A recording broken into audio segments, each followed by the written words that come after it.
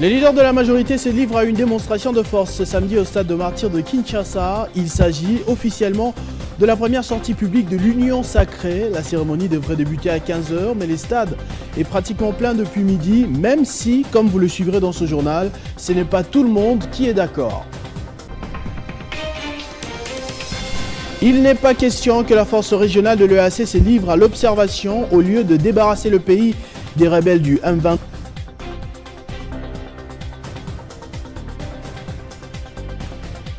Dans l'est du pays. La FECOFA devrait se prononcer définitivement ce mardi, mais les clubs se sont déjà mis d'accord pour mettre fin au championnat national. Malgré les assurances du nouveau ministre sur la reprise, la Linafoot a été stoppée depuis plusieurs mois, faute des moyens financiers. Mesdames et messieurs, bonjour. C'est le week-end de l'Union Sacrée à Kinshasa. Toutes les activités tournent au rythme de cet événement au stade de Martyrs. Quelques semaines après la signature de la charte constitutive au Pullman Hotel, les leaders de la majorité se livrent à un exercice numérique impressionnant ce samedi. La mise en place se poursuivait jusque très tard. Dans la nuit de vendredi, des centaines de militants se sont précipités à l'aube au stade de Martyrs. L'Union Sacrée se rassemble aujourd'hui dans la commune de Kinshasa, stade de Martyrs, à partir de 15 h.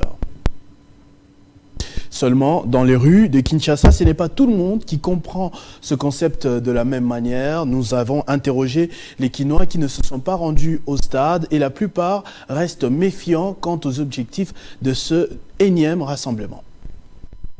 Banda, idée à Union Sacrée, Union Sacrée toujours, et ça n'est pas mal, parce que le produire est le comoroté. Comment est-ce que nanda kuyo koza na matanga, utiki matanga, ok fait, et koki kosimbate. Oba ike ba na ba est kuna ba obela ba zokufa ba zozanga na mbumakis. Mais koto yo fait c'est ba dépense belé, tout le monde ba drapelé, ba louer mi tout cas transport exalté, ba bisignon surtout à l'état et qui martyr. Alors peuple là se retrouver té. Ba gens to souffrir et là bien pesa matière, on bien tambolaté mais ben sabi so na stade de Martyrs toute la population belé mais après avoir retourné ça va lobby ba koloba après te panjani après avoir repanjana wana ni ya grave comme la biso to souffrir to tanga makasi mais misala bien pesa matière batu nyonso ba ya na Union Sacrée ba ya te pona ba poste ba ya basa musala pour ba servir peuple congolais donc batala pe bitumba o ezana este batu wana kaka ba complice bazai belé bazozo bambongo pa Kagame ba bomba bandeko na bango toza kotela bango comme ba promettait Kibiso qu'il y aura de bonnes choses, c'est ça qu'on attend. Bon, on ne sait pas sortie officielle en haut et ça peut être formé à élection pour réélire deuxième mandat à président Fachi. Bon, tout comme moi, toujours qu'on s'attendre à la population, dans la vie sociale la population n'est commis. Tous à traverser la période difficile, na Kinshasa, pratiquement la vie sociale a passé, et surtout la guerre à l'est. Dans les rangs de l'opposition, plus précisément à le camp Lamouka, le porte-parole Prince Epengue a affirmé qu'il s'agit d'un non-événement financé par les fonds publics pour détourner l'attention de la population. Ce qui se passe au stade de Martyrs avec les meetings de l'Union Sacrée que les Congolais taxent de l'axe du mal est un non-événement. Au moment où M. Félix Chilombo est au stade de Martyrs, dans cette foire avec ses amis de l'Union Sacrée, à Ituri, on continue de tuer. À Maïndombe, à Kwilu, ici à Kinshasa, Maluku, les gens continuent de mourir. 10 millions de Congolais sont en train de chercher où dormir et quoi manger. Il n'y a pas de courant à la cité. Il n'y a que du courant au stade des Martyrs où ils ont mis un groupe électrogène pour célébrer l'Union Sacrée qui est une association des anciens Mobutistes qui ont tué le pays avec Mobutu. Il faut affamer le peuple. Aujourd'hui, un sac de ciment en Boujima coûte 55 $. Aujourd'hui, un sac de maïs qui coûtait 90 000 francs est à 180 000 francs. Les enseignants ne sont pas payés. D'ailleurs, ils ont retranché 10 000 francs du salaire des enseignants. Les médecins ne sont pas payés. Les professeurs d'université ne sont pas payés. Les agents de l'État public ne sont pas payés. Et ils ont trouvé quand même de l'argent pour organiser un meeting au fin de ce défoulé. Nous, de la coalition Lamuka, nous, de l'opposition, ça ne nous concerne pas. Le gouverneur du Sud-Kivu, Théo Ngwabidje Kasi, a échangé respectivement avec Saïd Juma et Julie Maleko, ambassadeurs de la République unie de Tanzanie et du Burundi, accrédités en République démocratique du Congo. Des échanges qui ont tourné au sujet des intérêts communs tels que la situation sécuritaire. Des chocs poignées des mains entre les gouverneurs du Sud-Kivu, Théo Ngwabidje Kasi, et les ambassadeurs de la République unie de Tanzanie, accrédités respectivement à Kinshasa et au Burundi, venus présenter leur civilité au chef de l'exécutif provincial. Le gouverneur Théo Ngwabidje et les deux diplomates tanzaniens ont eu un tête-à-tête d'une vingtaine de minutes avant que les deux parties, avec leurs experts et hommes d'affaires, se retrouvent autour d'une même table, le but étant de renforcer la coopération transfrontalière en termes d'échanges commerciaux, conformément aux accords signés par le chef d'État des deux pays. Le gouverneur Théo Ngwabidje a rendu des hommages mérités au président Félix-Antoine Tshisekedi, qui a fait du commerce transfrontalier l'un des piliers de croissance économique. Plusieurs projets sont envisagés. Le commerce entre les deux pays, le projet de l'agriculture, le projet d'infrastructure, bref, plusieurs projets de développement qui touchent la province du Sud-Kivu pour la République démocratique du Congo et la République unie de Tanzanie. Les projets de construction du chemin de fer Uvinza, Musongati, Gitega, Uvira jusqu'à Kindu Maniema a atteint une célérité car les études d'impact environnemental sont déjà réalisées. Avec la concrétisation de ce projet, car cela permettra la circulation de personnes et le transport de biens de la Tanzanie en RDC en passant par le Burundi. C'est une étape franchie dans la coopération bilatérale et l'aboutissement erré des projets intégrateurs d'intérêt commun entre la RDC et la Tanzanie. Nos deux armées, ou bien nos deux gouvernements respectifs, travaillent pour garantir la paix et la sécurité. Ce projet va faciliter la circulation et booster l'économie des pays du corridor central et plus particulièrement la RDC, la Tanzanie et le Burundi. La proposition de loi portant création de l'ordre des héros nationaux qui se trouve actuellement à la commission PAJ fait beaucoup parler d'elle. On devrait retrouver de nouvelles personnalités telles que Étienne Tshisekedi ou encore Simon Kimbangu dans la liste des héros nationaux. La population a appris cela et chacun a sa compréhension. Nous avons rencontré encore quelques Kinois dans les rues de Kinshasa.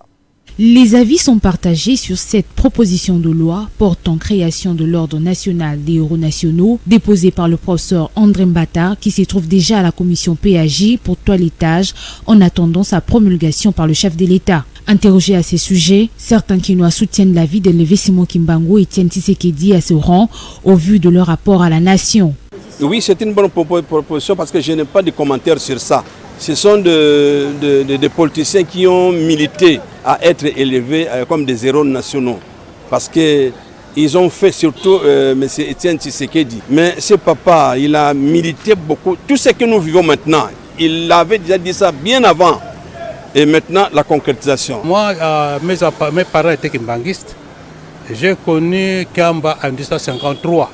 J'étais encore très jeune. Donc, il ressemblait le peuple. C'est ce message-là que nous voyons aujourd'hui, qui pensait aujourd'hui Obama peut être président des États-Unis. Si certains partagent cet avis, d'autres par contre pensent que ce titre doit revenir aux personnes qui l'ont vraiment mérité.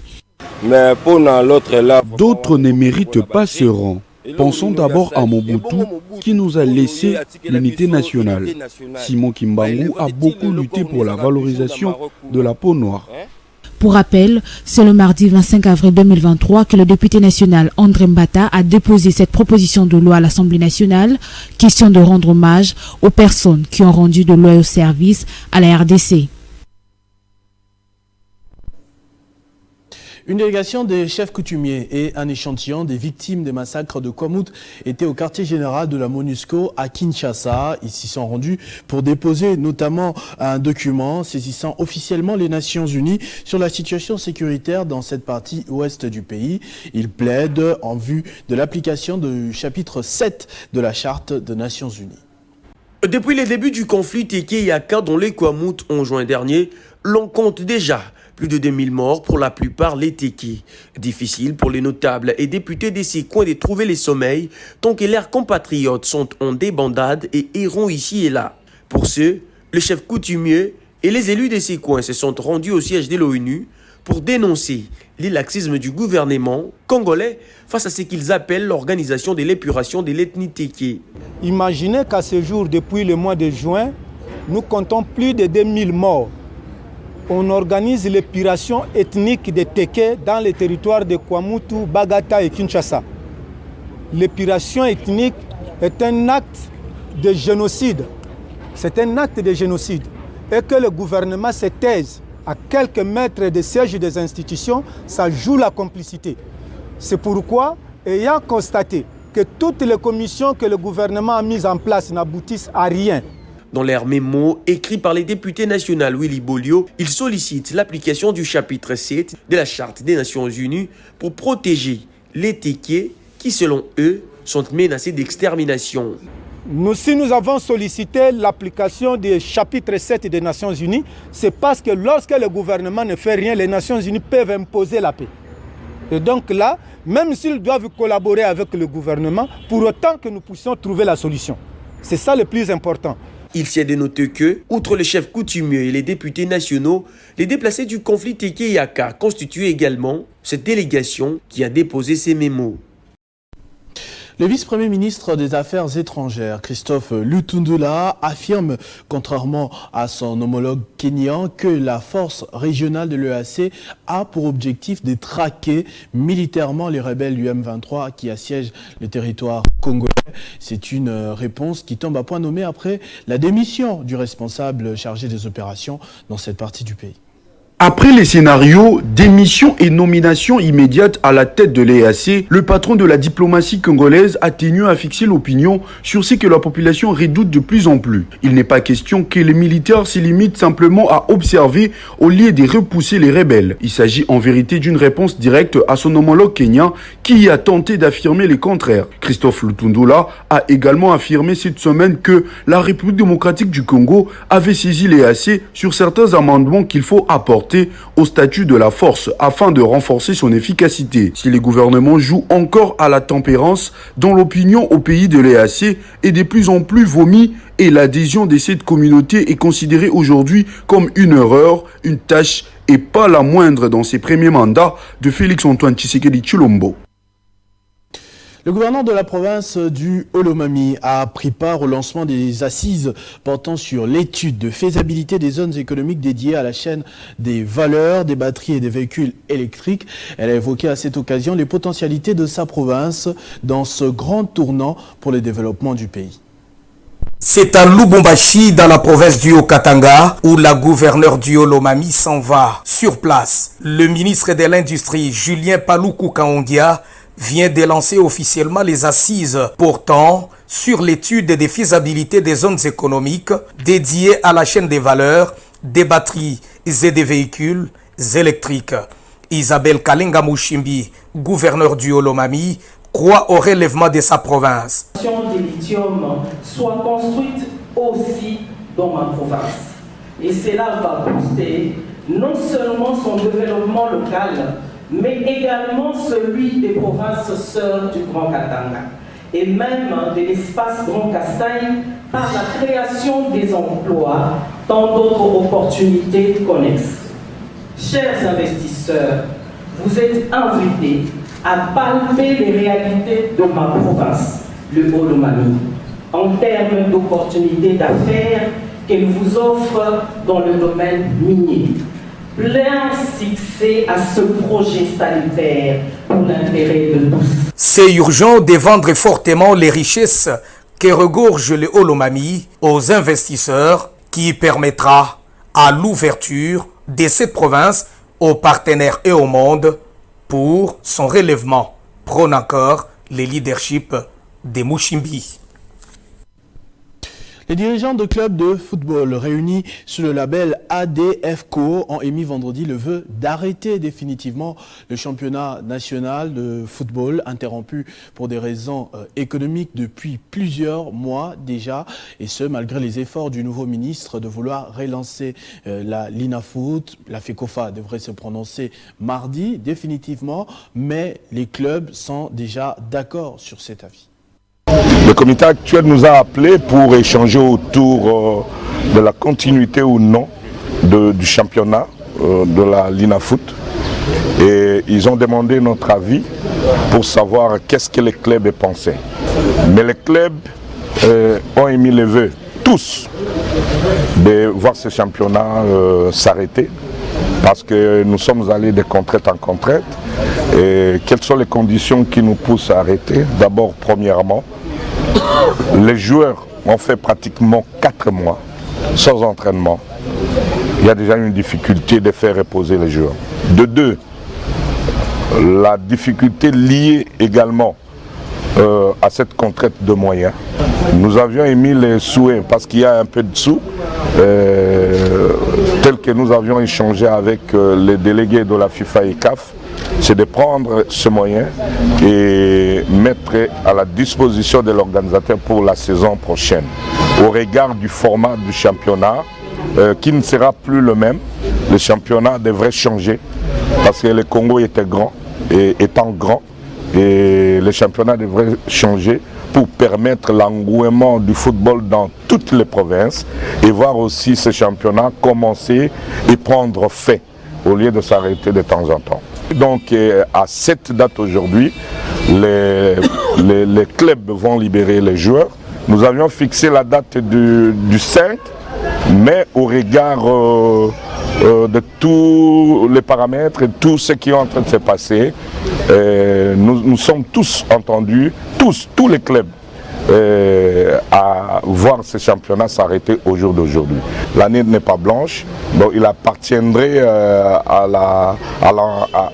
l'entité fêtière d'appliquer le règlement quant à ceux qui doivent aller en Afrique et ceux qui restent au Congo. Donc le format, ce n'est pas le moment, le format c'est une réflexion de tout le monde, vous aussi, nous et tout le monde. Ce journal est terminé, je vous en rappelle tout de suite les principaux titres. Les leaders de la majorité se livrent à une démonstration de force ce samedi au stade de Martyrs de Kinshasa. Il s'agit officiellement de la première sortie publique de l'Union sacrée, mais comme vous l'avez suivi dans ce journal, ce n'est pas tout le monde qui est d'accord avec cette manière de procéder. Il n'est pas question que la force régionale de l'EAC se livre à l'observation au lieu de débarrasser le pays des rebelles du M23. Déclaration de Christophe Lutundula suite à la démission du responsable de cette force chargé des opérations dans l'est du pays. La FECOFA devrait se prononcer définitivement ce mardi, mais les clubs se sont mis d'accord pour mettre fin au championnat national. Malgré les assurances du nouveau ministre sur la reprise, la Linafoot a été stoppée depuis plusieurs mois, faute de moyens financiers. À tous et à toutes, merci de votre attention soutenue. Restez fidèles au programme de votre chaîne Télé 50. Vivez heureux, vivez sans temps, mesdames et messieurs.